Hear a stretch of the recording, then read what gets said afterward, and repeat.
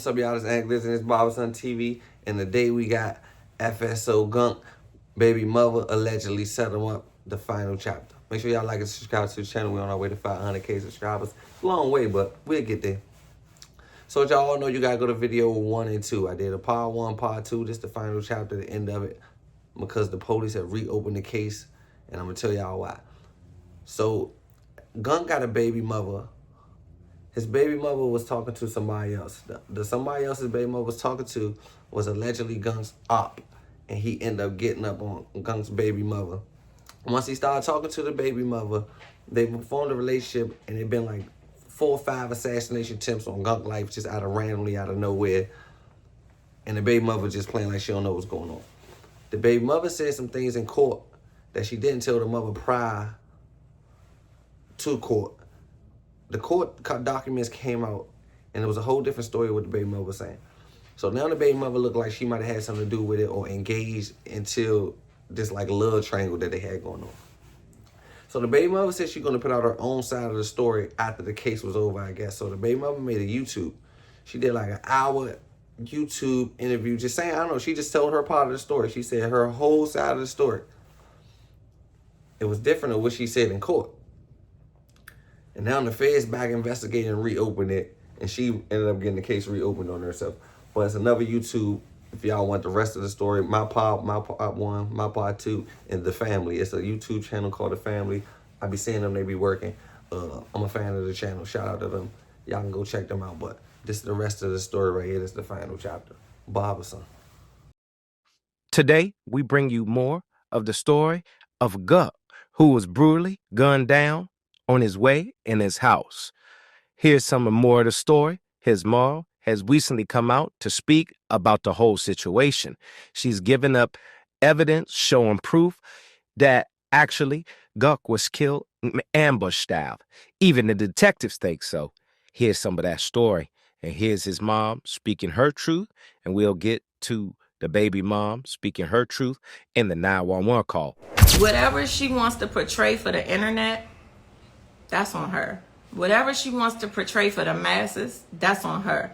But deep down in her heart, she absolutely knows what the truth was. And so he comes to my mom's house unannounced.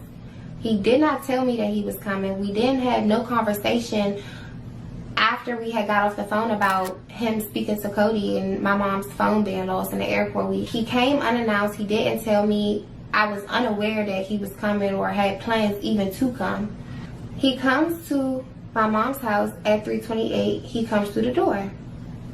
Now, when he comes to my mom's house, that gives from 250 to 328. That's almost a 40-minute time gap in between the time where we went upstairs to go to sleep until he came. I was asleep. A few things we do want to clarify. I never said that she set him up. We told the story. The story as we learned it in court, after court, through detectives. The social media took the black and white and came to with their own conclusion of what happened. So don't blame social media and what's actually portrayed as the truth that we kept a secret to hide behind that. And at the end of the day, her family, his family will never, ever feel the way that we feel because they didn't lose a child. If you don't know what it's like to be heartbroken every single day, you can't judge me. You can't judge his father. We hold each other up every single day. When we wake up, he goes to work and he'll send me a message and say, I want to encourage you today. It's those things that keep me going each day. As a parent, you should never have to bury your child and then have to bury your child and have to deal with the pain after you bury your child. When people make fun of somebody else's death, God has his own vengeance. That's not a vengeance for me. That's not a vengeance for him, and that's not a vengeance for our angel. God will handle his own vengeance. God knows exactly what happened, exactly what the intentions were, and exactly what the expectations were. I'm not here to judge anyone. So no matter what she says about me or my family, it's irrelevant. Words, when we grew up, my mother always told me words don't hurt you. Your words will never hurt me. What you did do that hurt me was you took something that was important, which was my son. So you can say whatever you want to say. You can never give me back what I brought into this world. And then to laugh it off, you and whoever else, I want you to understand, and I want to say this clearly, it's not a game. It's not a game. It's only two people in this world that I wish this pain on. Two. And I have friends and I have enemies. You can be my enemy and I still wouldn't wish this type of pain on you. But there are two people. And those two people are the murderer, his mother. She needs to feel my pain. I wish every day that I go to bed that when she wakes up, she feels this pain. Because she will never understand the pain that a mother has to bury. She'll never understand that until she goes through it. She gets to see her son. She gets to call her son. She gets to put money on his commissary. She gets to see him in 15 years or however many years when he comes home. So she'll never understand my pain. The only other person is her mom. The reason why her mom needs to experience this pain is because as a mother, you can't justify you can't make light of what your child did. And until you experience one of your children being buried, you're never going to understand my pain. You're never going to understand my purpose because it hasn't happened to you. Right now, your only focus is to protect your child, not realizing your child puts other people in a situation to lose their child. So I don't expect you to feel my pain. But one day, when you do, whether you admit it or not, you'll say, I understand how she felt and why she felt that way. Until then, you'll never understand the pain that we experience. So again, I personally want to thank everybody that has reached out. My God, the support, the state's attorney, the support of people calling in is unbelievable. Unbelievable. The detectives knew what they were dealing with. They knew it wasn't all truth to the story. But to my knowledge, Trey was asleep. We didn't have sex, nothing. We literally lay down in the bed. We was taking shots a little bit, so we sleepy. It's 3 a.m. We lay down and go to bed. I wake up to shots. I seen some comments like, how do you sleep through 16 shots? I hopped up to the first one. Trey is literally sitting up in the bed, shooting in the door frame, and I see... So now, as you just heard her say, that she was asleep laying in the bed and her boyfriend shot from the bed as he awoken. But she had also testified right here that he was not in the bed, that he was on the side in the corner, basically ambush style is what the detectives are saying. She had lied on a stand is what the mom is saying. Basically, she had been lied from the very beginning. She says that he was in the corner and that's how he was shot. Sometimes timing is everything, right? Timing is everything. So we decide to celebrate Tyree's life, his legacy. You feel like you have to defend yourself. And in defending yourself, you actually tell some of the truths. that was never told before. And what you have to realize,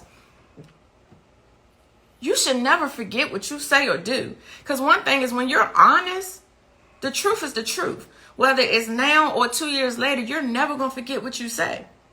When you're not honest, you end up telling on yourself. And you end up telling the truth. So whatever that may be, I'm going to pray for you. Because you need it. And at the end of the day, what's coming, you deserve. Now,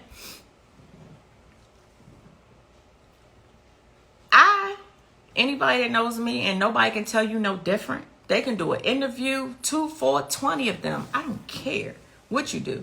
One thing you'll never be able to do in those interviews is pull any black and white on what Tyree's mother, ever said in a disrespectful manner to anybody. I always kept a clear conscience for the support of my son in his memory. I never, ever, whether I felt it or not, whether I believed it or not, I never, ever called you out your name, disrespected you, said anything negative about you, ever. And I don't have no reason to lie. I'm 45 years old. Now, ask me today, no, I don't like you. Now I watch what has happened. I absolutely don't like you. And I understand why you felt like I shouldn't have liked you. Because you always felt in your guilty conscience, you always felt that his family didn't like you. Now I see why. And I don't. And the world knows it now. Prior to this moment, I never felt that way. But now that you showed me who I always knew you were, I'm letting you know I don't. And I understand why you will have to lie and portray that my family is this evil people that we were never were to you. You live with us. You didn't live with your parents. You didn't live with your family. You lived with us. We took care of you.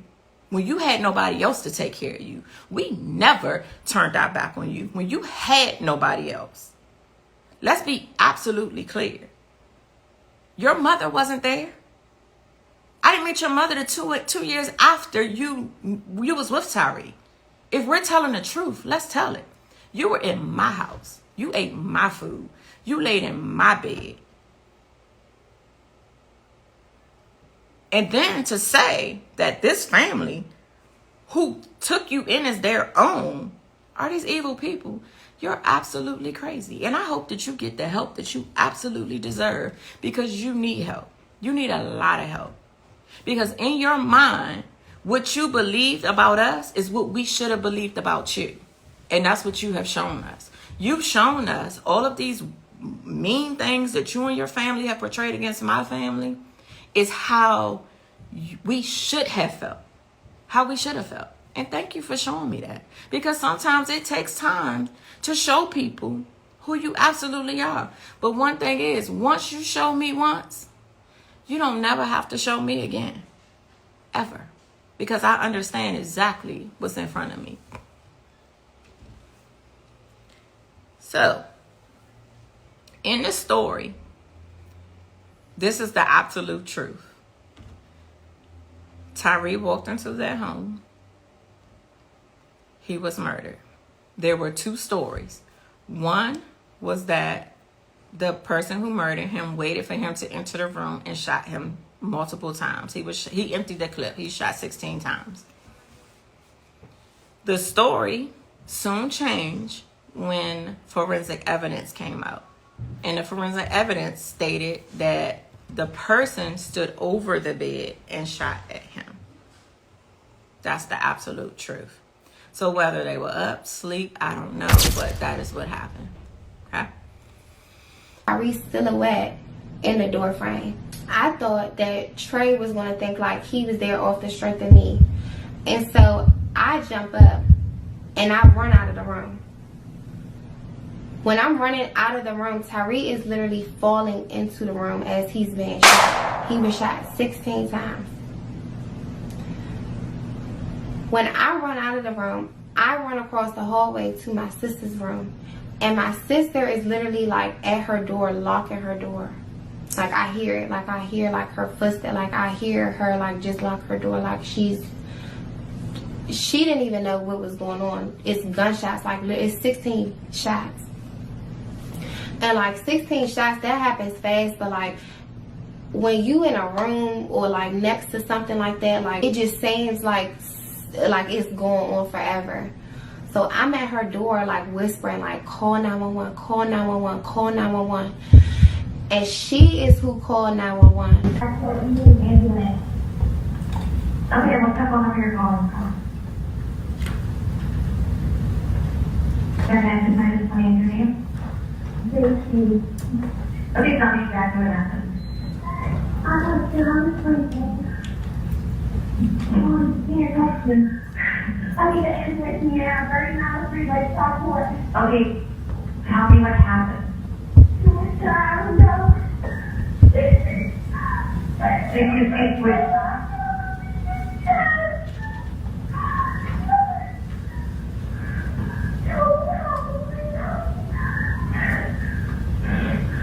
Okay, I'm getting somebody else is getting out started, okay? I have more questions. No, I need somebody. They are getting out started. I'm going to continue to ask questions, okay? Are you with him now? Yes, I'm just doing crazy. You talk with him? How old is he?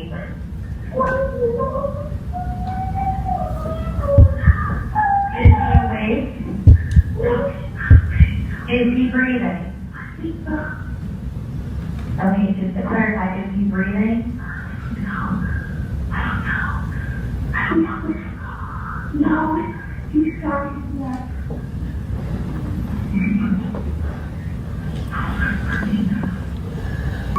Casey?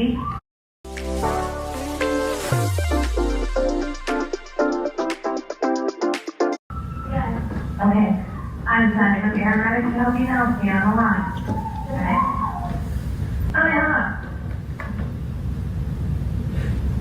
Yeah, I'm gonna. I'll get him a plan for that. JT, this is 911. Do you know who shot him or where the other person is? No. Hello? You don't know? No. Okay. Is there a weapon there? No.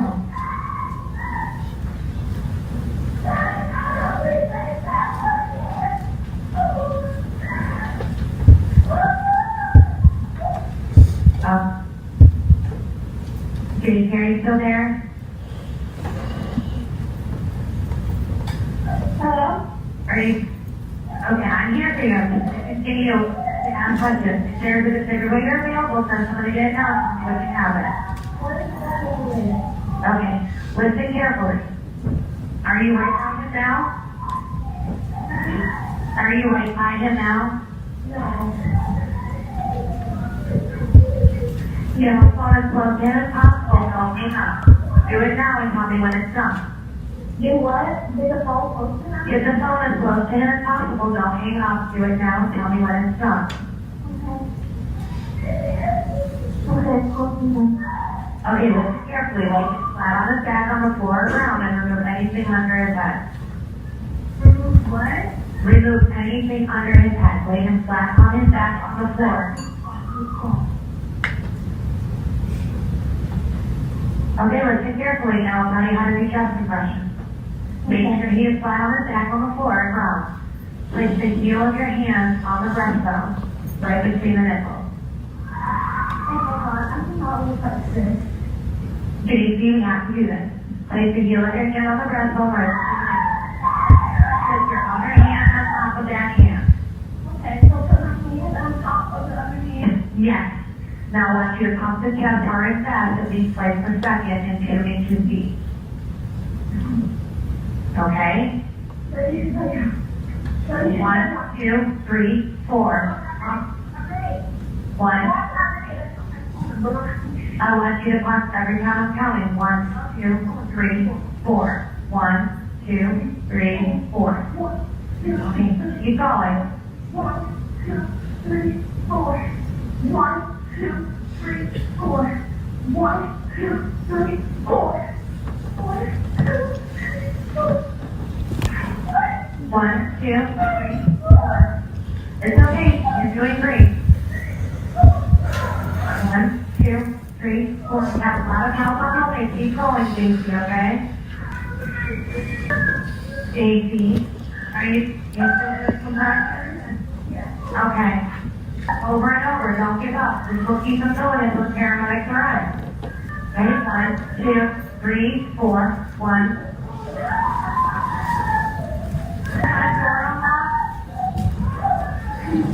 Is your friend? How old is he? 20 years old. Hey, come here, buddy. Come on, bud. Come on, buddy. Okay, are you gonna go back? We have to go back and do concussions, okay? This is update on concussions. Okay. Hey, come on, boy. Let's go. Come on, baby. Come on. Okay, the police are coming up. Okay, I'll be going there right there with you, okay?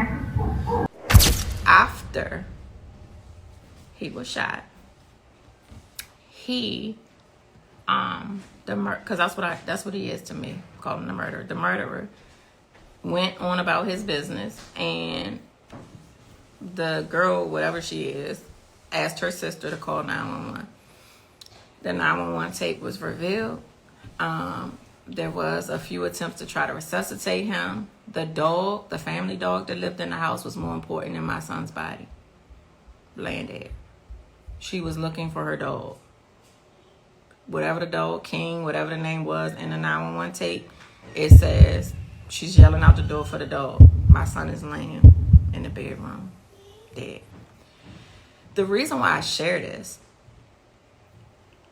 is I don't care. It could be anybody. I don't have to know you. If a person is laying in front of me, lifeless, I'm going to make every attempt that I possibly can to try to save that person. At no point will an animal be more important than a lifeless body. At no point. Trey runs past me in the hallway while I'm at her door downstairs, and he runs out. I run to the top of the steps because he's running downstairs. He's fumbling with his shoes, and I'm just yelling. I'm like, what did you do? What did you do? Get the fuck out. Get the fuck out. And so I haven't told this story in so long because this happened 2 years ago, and this is something that I literally have to relive every day. It's not one day that I don't think about something from that day. It's not one day where I'm not reminded of what happened that day. When I tell y'all, this is something that I've been trying to heal from since the day that it happened. So for me to come on here and tell y'all these details, it's very hard for me to do that. It's very traumatizing. That happened. I was called. As you saw from the transcript, I was called before 911 was called. We immediately tried to figure out how to get there. I've never been to this house before, so I was asking for the address.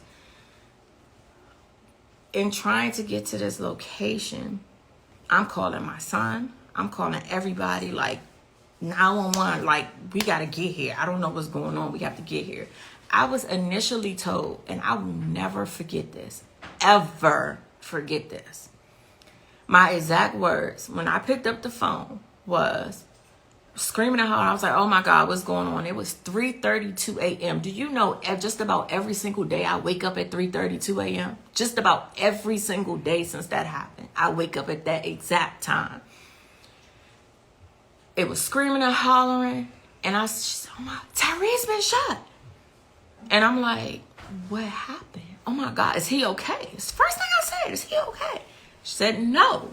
And I'm like, what happened? She said, someone ran in here and shot him. It's like, quote, unquote. Now, if we rewind a month or a month and a half right after his birthday, they had came home one day and someone was waiting on him in a vehicle, and he was chased. Here's some of that.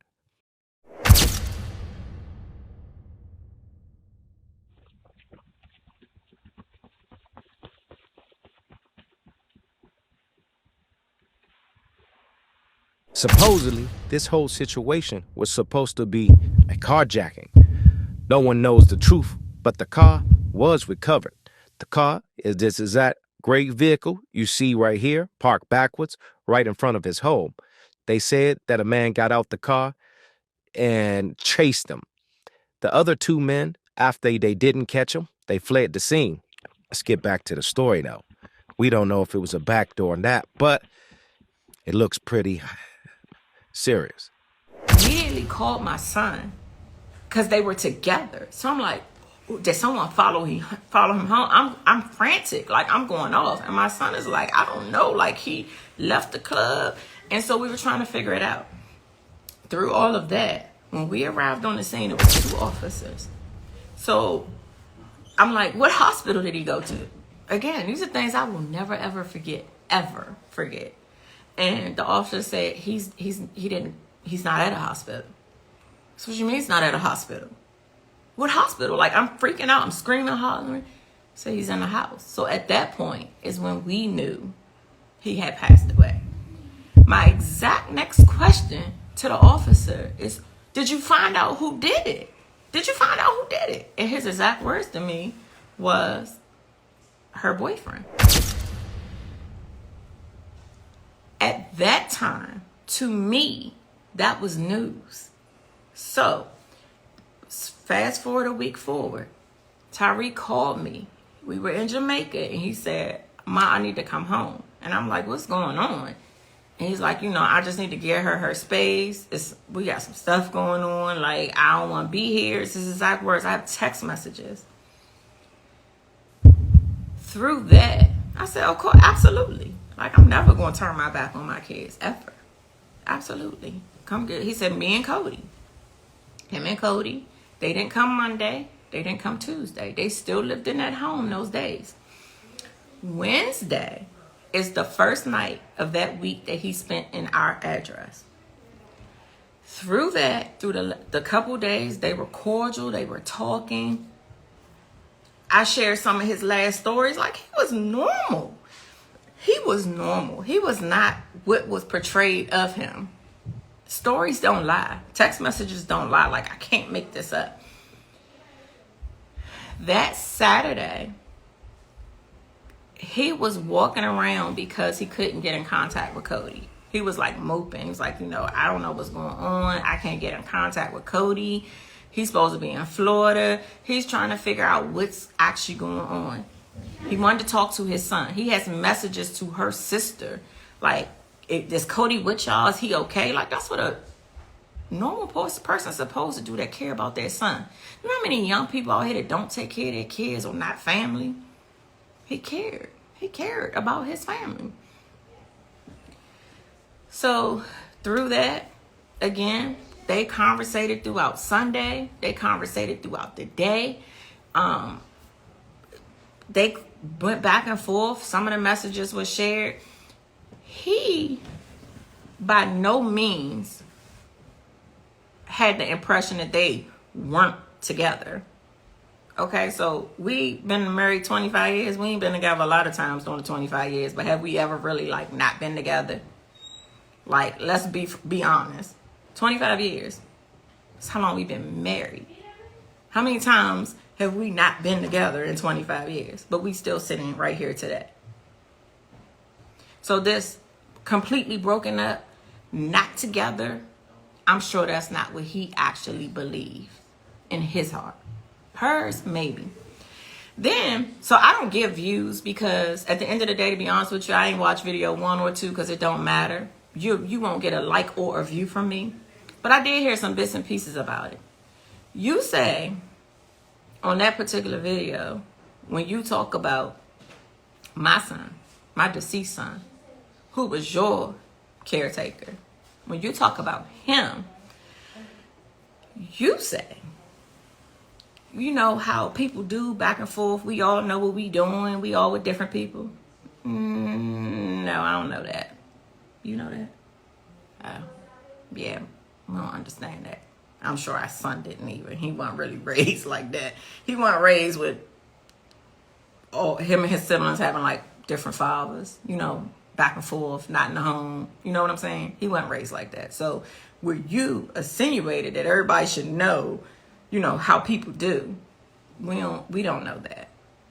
So I'm sure he didn't. I could speak for him on that. So when we went to trial is when most of this stuff opened up. Now, the murderer was offered a plea deal. He was offered 3 to 8. 3 to 8 years. 3 to 8 years. He turned it down because honestly, in his heart, he felt he did nothing wrong. He felt like he was defending what he thought was his family. I don't know why, but he did. So he turned down the plea deal. Right before trial, I was contacted by his attorney asking if we would, so the family has to be a part of the plea deal. Like, you know, you have to be a part of the agreement. So trial was supposed to start on Monday. We were contacted Friday, late Friday evening, asking was the deal still on the table. And what did we say? No, I can't. I was thinking about it, but the lawyer said no. Right. So he was thinking about taking that deal. He probably should have, but he didn't. But God works in mysterious ways. I'm going to tell you why. I'm going to tell you why God works in mysterious ways. If he would have took that deal, we would not have known none of the stuff that we know today. If he would have took that deal, we wouldn't have known the before and after of what we know today. And as much as it hurt us to sit there in court, not only seeing our son's body shot up, because in court, in trial, you see the real life pictures. Not only seeing him laying there with a bullet to the back of his head, with a bullet to his neck, with a bullet, 14 bullets to his back. Not only did it hurt us to see that, we learned the truth behind the story. And as hard as it was for us to accept the truth, we learned the truth. We had to sit through testimony. Different people testified. And one of the testimonies were the owner of the home. Her testimony said Tyree lived there. Contrary to what's being told today. Cody's mom was on stand for 2 days. We have 789 pages of transcript. Y'all only saw 14 pages. 14. A transcript is a public record that anybody can obtain. You can hear word for word her story out of her own mouth. I don't have to tell her story. She told her own story. We didn't make this up. We didn't ask for this and we didn't make this up. We have no reason to lie. None at all. Then you heard his story on what he felt like happened. And he didn't really have a story, honestly. He was just as dumb as he looked on the stand. And he honestly looks like somebody that just don't know no better. Like, he just was caught up, just like Tyree was. They was caught up in these looks, material stuff, and they thought they hit the jackpot. And really, both of them hit bankrupt. Both of them. So what may seem like is good is not always good. And I hope that from his story, it changes somebody's life. We have had so many DMs. Oh my God, this is happening to me. I need to get out. Like, please, save yourself. Nobody and nothing is worth your life. He was such a good individual. no matter what these people say about us, our family is unbreakable. And if you don't know that by now, you should know that. Your little words of talking about our family don't hurt us. That actually inspire us to go a little bit harder on you. You can't hurt us. You can't break us. We still standing. So you can say he didn't like his family. Okay, that's what you think. I don't have a point to prove. I don't have to prove who my son was to me. He don't got to prove who his son was to him. His brothers don't got to prove who he was to them. That's your misconception. And that's because you came from a broken family and you don't know what a family is. So therefore, we expect someone to say that because of how you feel. So us telling this story has opened up so much light on the case again. So thank you. Continue sharing it. Continue calling. Continue celebrating Tyree's life. Continue. If you don't think it's making a difference, it's making a huge difference. And that's nobody but him above. Nobody. That is Tyree above causing the havoc that he has always caused. Because he's saying, I'm not going to let you. One thing about him, he ain't play about me. Y'all can say what y'all want to say. He will go to the war about his mother. And when that person sent me that message on March 25th, I didn't share it with nobody. Did I share it with you? Mm-mm. I didn't share it with my daughter. I didn't share it with my sons because I already know who they are and what they about. If they would have saw the level of disrespect that was given to me on the message, they saw it when it was posted online. Their raw emotions came when same time you saw it. I'm not messy like that. She sent that message. I said, oh, this what we doing? Okay. Because this big back, whatever she called me, I got you, boo. And by me having you, before I went to custody for his son, I told Miles, I said, I don't want to take Cody from his only surviving parent. I had all the evidence in the world to take Cody. If I could do things again, would I?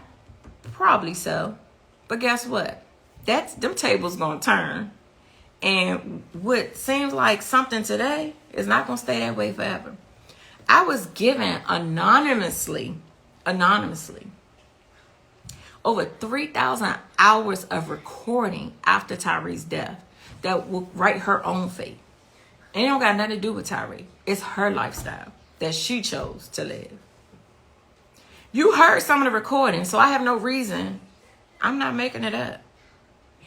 I wouldn't have had a recording of her and her new boyfriend if that wasn't given to me. I wouldn't have a recording of her telling Cody, fuck ZZ. And you know, I had to look at this girl every time she brought Cody to me, knowing she teaching my grandson to say that about me. But God had a better plan, and he got a better plan for me. Fuck ZZ inspires me because it shows me how much I really mean to you. That you would teach your 2-year-old son, to be disrespectful to his blood. How would I get that? I wasn't with you. I wasn't in the car with y'all. And you know what you said in those cars. You know what you said in those homes. So you know what I got. And we're going to leave that there and we're going to let that case take its own way for you and whoever else that's involved. Sometimes timing is everything. People write their own fate. What you thought you got away with today, you'll pay for it in another way, and it may not even be Tyree's murder. You cannot be out on the street, walking the streets, and living a foul life. I don't care what you say about me. I don't care what you do. I don't care. Because one thing you can't do, when it comes to mine, I'm going to do what's necessary.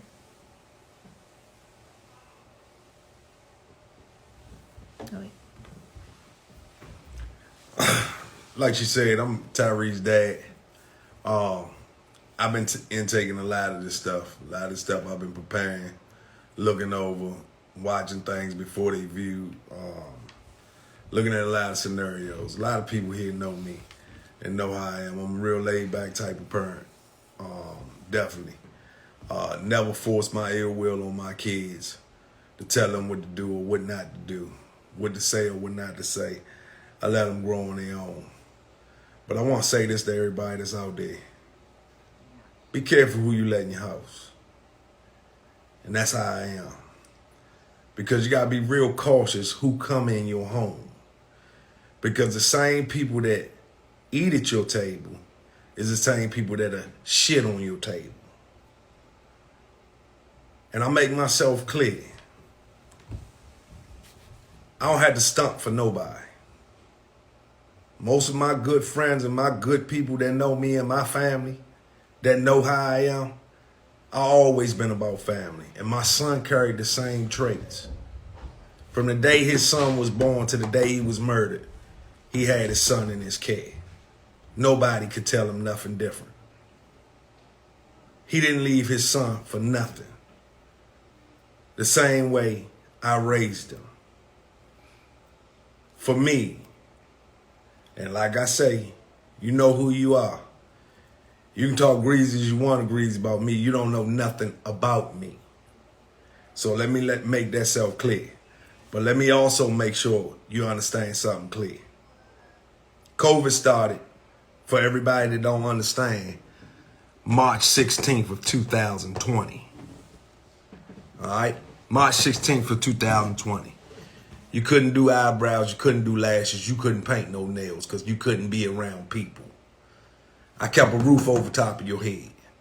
I kept food in your mouth. I kept you getting a car to make sure you drive. My son ensured that you had a car that you couldn't pay for. Anybody that had that type of mentality or mindset to take care and provide for you, then so-called we have my grandson, which is my grandson. At the end of the day, he ain't want for nothing. You took him to deprive from him. And I still see where I could put some decent things in his lifestyle. Send him to school and pay for it. Where he was learning his A's, B's, and C's. No public assistance here. He had it. You took from him because you figured that's a way to get back. But what you got back at is depriving your own child not to have a better life than you did. I make myself clear. You deprived him to have a better life than you did. And that's your own child. At the end of the day, what you did, that's between, like my wife said, you and God. But I want to put this out there because of somebody that need to hear this. I said it before. Be careful who you let in your house. Because you can love people more than people love you. It's going on every day, day in, day out. People got alternative motives. And the only motive I can read in this whole story is you let somebody get up on somebody. And everybody, definitely young people, it was almost like the play. And y'all ran the play. But I want to clear another part of that statement up. Tyree ain't kicked no door in. Tyree ain't pried no door. He ain't come through the back door. He hit the code. We all got codes on doors. He hit the code on the door. Open the door. Just like she had to go to our house. Pretty much. But would never have to worry about walking in here getting laid out. But think about this. If I'm going in to get somebody, not taking my shoes off to walk up some steps and open a closed door to not know what's behind the closed door. I'm basically going in there to get in the bed. That's what I'm doing. This could have went either way, y'all. I'm going to tell y'all, don't God honest truth. This could have went either way, and I respect that. But at the end of the day, if Tyree would have known who was in that house, he wouldn't have put himself in that situation. And he was in that situation because of his love or what he thought was genuine. And genuine wasn't nothing but a fraud, a fake, and a phony. Materialistic. Exactly what I got. I can tell you over the years, I sat back. These people can't tell you nothing about me because I ain't talked to them like that. And I said just like that. Over the years, I was a high and by guy. You know it. I was a high and by guy. But now I'm going to speak out because I'm going to say this. I got a daughter. No, am I going to disrespect? I got a daughter. God rest her soul, I had a sister. I got a wife and a mother. There's 4 women in my life. And a niece. And a niece. And a granddaughter. And a granddaughter. 2 granddaughters. All right? So I'm adding all that up, right? Here's my thing. And I go to say this, and those for the ones that's listening. You in a relationship, and what your relationship is about between you and your relationship, right? But when you figure that the relationship is over, you make sure that you understand that the relationship is over. Through this situation, made me really understand that the person that my son loved and thought he had that 100% trust, I don't use the word setup because I never said that, right? But you knew what was going on.